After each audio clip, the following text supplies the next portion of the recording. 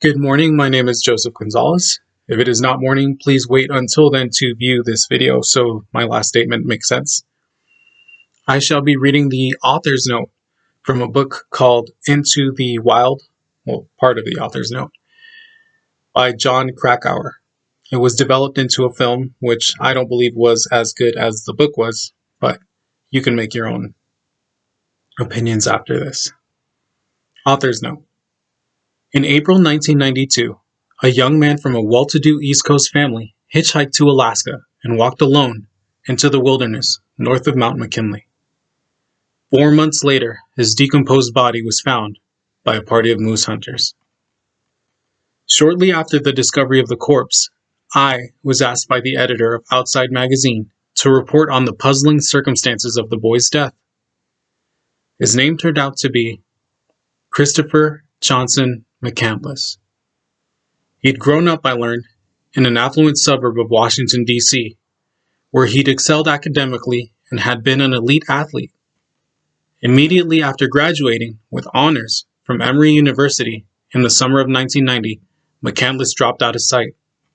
He changed his name, gave the entire balance of a $24,000 savings account to charity, abandoned his car and most of his possessions, burned all the cash in his wallet. Then he invented a new life for himself, taking up residence at the ragged margin of our society, wandering across North America in search of raw, transcendent experience. His family had no idea where he was or what became of him, till his remains turned up in Alaska. Working on a tight deadline, I wrote a 9,000-word article, which ran in the January 1993 issue of the magazine. But my fascination with McCandless remained long after that issue of Outside was replaced on the newsstands by more current journalistic fare. I was haunted by the particulars of the boy's starvation, by vague, unsettling parallels between events in his life and those in my own.